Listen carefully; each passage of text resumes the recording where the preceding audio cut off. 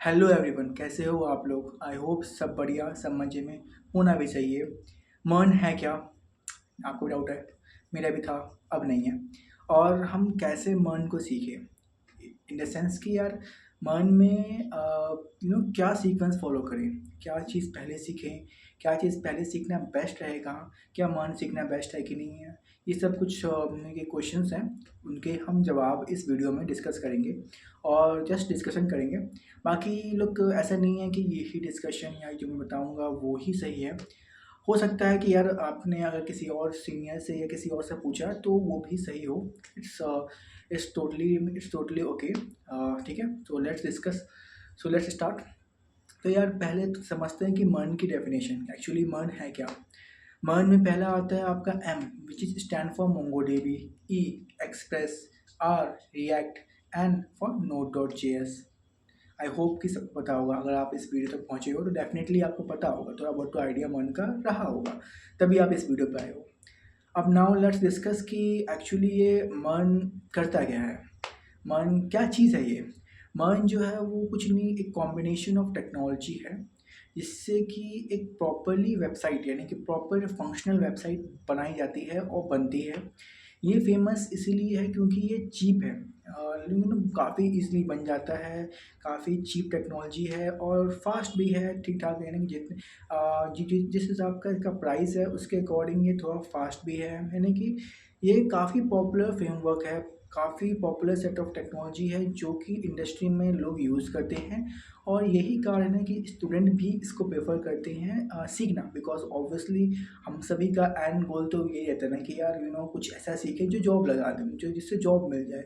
तो ये one of the technology है, काफ़ी लोग सीखते हैं। और अगर आप अगर आप स्टार्ट कर रहे हो अपनी टेक्नोलॉजी, अगर आप फर्स्ट टाइम कुछ बनाने की कोशिश कर रहे हो तो मन इज़ गुड, नॉट बैड, आप कर सकते हो definitely. So now let's discuss कि यार इसमें ये सब कंपोनेंट्स कैसे काम करते हैं, यार इससे वेबसाइट कैसे बनेगी। हाँ, जो आप रियल वेबसाइट देखते हो क्या वो सभी मन से बनी थी? नहीं। बहुत सारी वेबसाइट्स हैं जो अलग तक फ्रेमवर्क से बनी होती है, अलग लैंग्वेजेस से बनी होती है। उस पर हम बाद में डिस्कस करेंगे। वैसे जैसे फॉर एग्जांपल आपका नो डॉट पाइथन हो गया बैकएंड के लिए, आप पाइथन भी यूज़ करते हो बैकएंड के लिए, तो बहुत सारी चीज़ें होती हैं। सो ऐसा नहीं है कि सारी वेबसाइट मन से ही बनी होती है। अब जो मन के अंदर जो एम है वो ऑब्वियसली मोंगोडीबी है। अब मोंगोडीबी क्या है, आई होप कि आप सभी को एसक्यूएल के बारे में पता होगा। सो अगर नहीं पता तो बता दूं कि मोंगोडीबी और एसक्यूएल दोनों ही डेटाबेस हैं, ठीक है। बट मोंगोडीबी जो है एसक्यूएल से काफ़ी डिफरेंट है, काफ़ी अलग है। हम बाद में डिस्कस करेंगे क्या इसके बारे में, लेकिन एम समझ लो कि एम मोंगोडीबी है जो कि डेटाबेस है। ओके। ई ई MERN नो डॉट जेएस, यानी एक्सप्रेस और नो डॉट जेएस, ये दोनों जो है वो बैकएंड के कंपोनेंट हैं। अब बैकएंड क्या होता है? बैकएंड मैं इन शॉर्ट बता दूं यार कि बैकएंड जो होता है वो किसी भी वेबसाइट का इंटरनल प्रोग्राम होता है। कोई देखो, एक प्रोग्राम होता है जो कि यूज़र जो कि दिखता है, जो कि आप अपने स्क्रीन पे देखते हो बहुत सारे एलिमेंट्स वगैरह जो कि यूज़र को विजिबल होता है। एक प्रोग्राम होता है जो कि यूज़र वेबसाइट के पीछे होता है, जो कि यूज़र देखता नहीं है, बट एक प्रकार का इंजन होता है। जैसे गाड़ी है, गाड़ी में ऊपर से गाड़ी ऊपर से दिखती है, लेकिन वर्क फंक्शनैलिटी उसकी अंदर इंजन में होती है। इंजन ही उसका फंक्शन करता है, तभी गाड़ी चलती है। Same for website. तो बैकएंड जो है वो समझ लो कि वेबसाइट का इंजन है। ओके। अब आता है इसमें आर। हमने एम डिस्कस कर लिया, हमने ई डिस्कस कर लिया, एक्सप्रेस और नोड बैकएंड। अब R, R stand for React. Obviously हमने बैकएंड डेटाबेस, अब बचा फ्रंट एंड, यानी कि आर रिएक्ट से आप यूज़र फ्रंट एंड बनाते हो, यूज़र का इंटरफेस बनाते हो। ओके। यूज़र को क्या दिखेगा ये आप बनाते हो, तो हो गया ना कि आपका कंप्लीट वेबसाइट, यूज़र क्या दिखेगा, देखने के बाद वेबसाइट के पीछे क्या क्या फंक्शनैलिटी होगी बैकएंड संभालेगा। कोई डेटाबेस, कोई आपको अगर कोई फॉर एग्जांपल डेटा स्टोर करना है तो आपके लिए पास डेटाबेस भी है। तो दिस इज़ मर्न, a complete stack for the website. अब नाउ चलो ठीक है, ये तो समझ में आ गया, यानी काफ़ी चीज़ पता भी होगी बहुत लोगों को। अब डिस्कस करते हैं यार कि मर्न का सीक्वेंस क्या रहता है, बेस्ट सीक्वेंस क्या है मर्न के लिए। बिकॉज अब MERN है तो क्या पहले हम MongoDB सीखे, ये नेसेसरी है इसीलिए इसका नाम मर्न है? ऐसा नहीं है। बेस्ट सीक्वेंस मैं बताता हूँ आपको, ताकि बिगनर फ्रेंडली रहे और आप इजली चीज़ों को ग्रैब कर पाए, सीख पाएँ।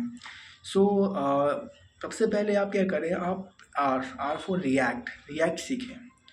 अब डायरेक्टली रिएक्ट सीखना भी सही नहीं है। इनफैक्ट फ्रंट एंड में ऐसा नहीं सिर्फ रिएक्ट काम आता है, फ्रंट एंड में HTML CSS JavaScript Tailwind CSS react, ये पूरा फ्रंट एंड है।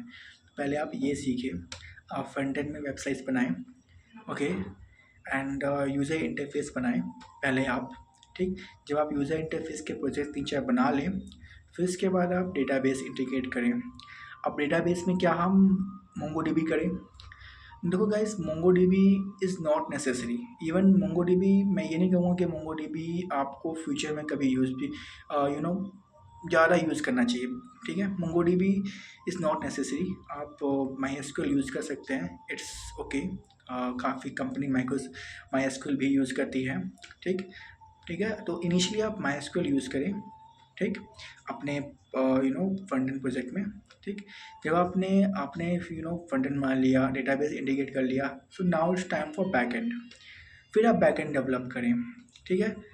अब back and obviously node and express में आप डेवलप करेंगे, तो आप वो डेवलप करें एंड इस प्रकार से आप सीक्वेंस रखें। हाँ, अब आपने फ्रंट एंड बना लिया, डेटाबेस इंटीग्रेट कर लिया, बैक एंड बना लिया। अब आप चाहें तो ये कर सकते हैं कि अपने NoSQL यानी कि MySQL को आप MongoDB से रिप्लेस कर सकते हैं, कि यार इंस्टेड ऑफ MySQL आप MongoDB यूज़ करें।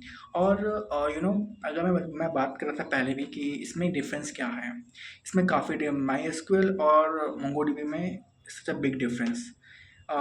ये हम कभी डिस्कस करेंगे, लेकिन मैं इन शॉर्ट बता दूं तो MySQL जो है वो रिलेशनल डेटाबेस है और MongoDB जो है नॉन रिलेशनल है।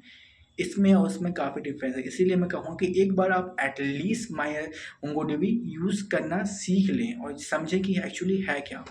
उसमें क्या हुआ कि फ्यूचर में, इन फ्यूचर फॉर एग्जांपल आपको MongoDB यूज़ करना पड़ जाए, कभी फॉर एग्जांपल ज़रूरत पड़ जाए, तो आपको ये रहेगा कि यार मैंने सीख रखा है, ओके। सो या दैट इज़ ऑल कि MongoDB मन है क्या एंड क्या सीक्वेंस फॉलो करें, एंड मैंने पूरे कंपोनेंट्स को एक्सप्लेन कर दिया। आई होप कि सारा डाउट्स क्लियर हो गए। अगर फिर भी कोई डाउट रहता है सो प्लीज़ आप उसे कमेंट आउट करें, मैं ज़रूर उस कमेंट पे आपके डाउट्स को क्लियर करूँगा। कोई सजेशन है, कोई पॉइंट मैं भूल रहा हूँ, उसे भी आप कमेंट आउट करें, मैं ज़रूर उस पर रिप्लाई करूँगा। एंड अगर थोड़ी सी भी अगर की डिस्कशन आपकी थोड़ी बहुत हेल्प किया हो, सो प्लीज़ इसे लाइक करें, share, it's up to you, करें ना करें। एंड अगर आने वाली वीडियोस अगर आने वाली वीडियोस अगर आप चाहते हैं कि आप नोटिफाई रहें इस प्रकार के डिस्कशन से, सो प्लीज़ आप चैनल को सब्सक्राइब करें। बाकी good bye and best of luck, मिलते हैं नेक्स्ट वीडियो में। So thank you.